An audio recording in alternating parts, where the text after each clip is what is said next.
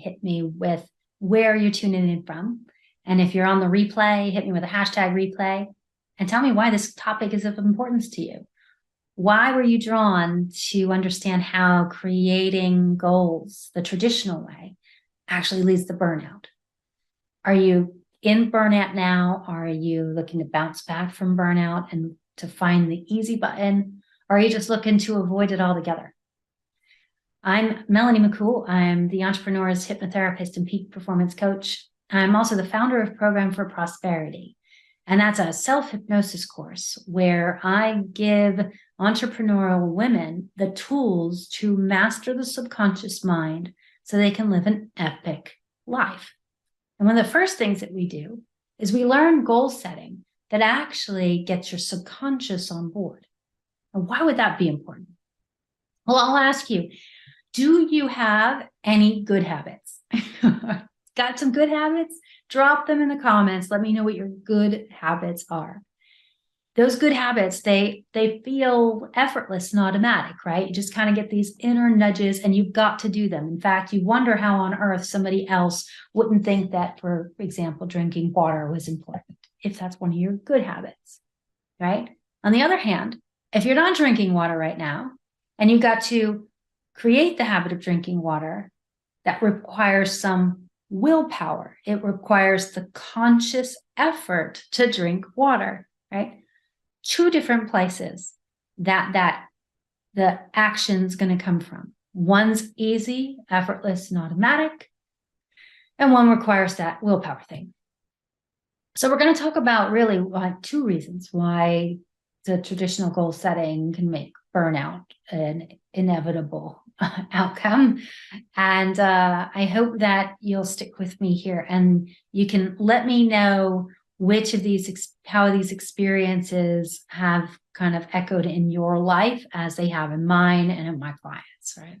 So really nothing that you could tell me as in something I've already experienced myself or I've seen in many others. So as we look at traditional goal setting, and here we are, we're headed into the new year. And it is of utmost importance that we do set, we sit down and we evaluate where we've been and say where we want to go. You got to set your GPS, otherwise you're not going to go anywhere.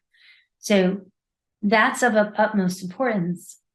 But what is typically the focus of those goals is kind of, okay, where have we been? And what are we moving away from? Am I right? So what are the problems that need to be solved? That's traditionally what we're looking at.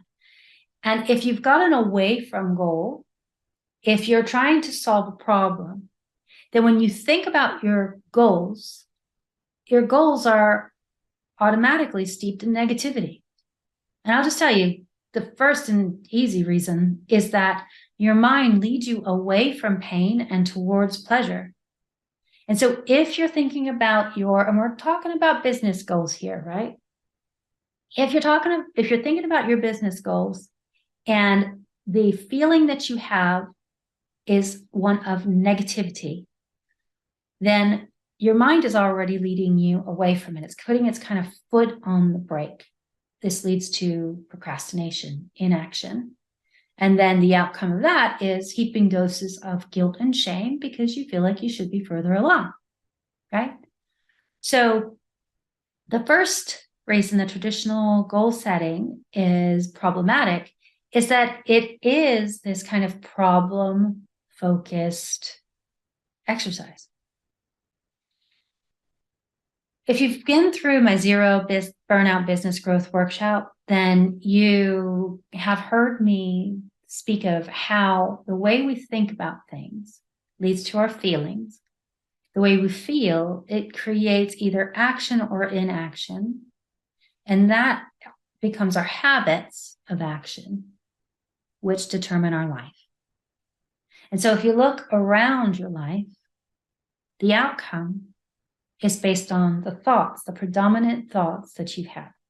And so if your predominant thoughts are negative, problematic, then your foot's on the brake the habit of inaction is there, the outcome is that you're not getting closer to your goals. And that creates an internal stressor that exacerbates burnout. Now, let's talk about what the World Health Organization describes burnout as. It's an occupational phenomenon that results from unmitigated stress, right? Or unmanaged chronic stress in work. And the symptoms that they acknowledge are feelings of exhaustion, negativity, distance from one's work, and lack of productivity, right? And so what I'm telling you is that the number one source of 24/7 stress isn't just what's going on in your world, as opposed, what you've got to deal with in your business coming at you every day. The number one source of 24/7 stress is at the level of thought. And so goal setting, problem-focused goal setting, creates that internal stressor that creates burnout. The other problem with this is if you're focused on a problem and you're feeling negative about it, you're in this negative emotion, or we do talk about vibe, right? When I say high vibe, I'm literally talking about, vibration. I'm literally talking about the kind of biochemistry that's in your body. So when we're stressed out about things, we have the hormones of adrenaline and cortisol take over, right? So this is the negative soup of stress biochemistry. It causes inflammation, disease, all kinds of outcomes that are not just mental, but physical. But let's just look at that for a moment. That negative soup that you're swimming around in, as you make decisions from that level of mind, you get more of the same. And I'm going to propose that there is a far different way to do this. Okay? I prove, my clients prove that there's a far better way to do things that will ensure that you never experience burnout. Okay? So with that understanding, so problem-focused goal setting, that's number one. That's something that we learn how to not only avoid, but we give a really powerful method of goal setting that actually gets the subconscious mind on board. So those internal nudges are what lead you to action, that create the habits that lead you to a happy, healthy, wealthy life, right? So that's the other piece of how traditional goal setting, or setting those resolutions that fail, is the norm. Because if you've ever tried to change a habit with pure willpower, I'll ask you, how's your willpower? And the problem with willpower, now I know you have willpower, because if you're successful, if you have created a level of success or a mastery of any habit in your life that you weren't taught as a kid to be normal, right? Then you have a measure of willpower. That's important. However, the problem with creating new habits, and why change is hard and breaking habits is hard, breaking patterns is hard, but it's easy with a hypnotherapist, is because you're trying to do things with the conscious mind. And the conscious mind would require you to be conscious and use willpower. And if you've ever set a goal and I think the easiest thing to talk about it is in terms of food, right? Rather than it, because we can all relate to this on some level. If you've ever tried to have better habits around food, let me know if your experience is, if you're stressed or distracted or anything, the default is to do what? Go to your old habit, because that's what's run by the subconscious, okay? So if you're not conscious, then willpower doesn't work, and we can't be conscious 24/7. The other problem with setting goals that are like away from goals that have to be willpower based would be like, let's say you really want to break the habit of eating cake. Just the easy one to use, cake. So problem solving. Can't eat cake, won't eat cake, no more cake. If I say no pencil, what happens? Oh, you thought of a pencil? Right. It's because your subconscious mind does not even understand the word no. Your mind developed before language. And so when you say no cake, can't have cake, no debt, whatever the no alcohol, whatever the coffee, chocolate, we can go on and on, right? Whatever the things are that you want to stay away from, when they're involved in your goal, all your mind hears is that thing. So all your mind heard was cake, cake, cake, cake, cake, which does what? It leads you beelining for the cake. I'm not even going to use smoking as an example, but it's the same darn thing. If you're thinking, oh, I guess I will. Can't smoke, won't smoke, it's gross to smoke, it stinks to smoke, my doctor says I shouldn't smoke. What are you thinking? Smoke, smoke, smoke, smoke, smoke. Willpower is not how you break the smoking habit. But I probably have at least 100 people that have broken it with hypnosis like that. Why? Because habits are at the level of the subconscious mind. And so if you want to install good habits, then you've got to do it at the level of the subconscious so that it can be effortless and automatic. I asked you, do you have good habits?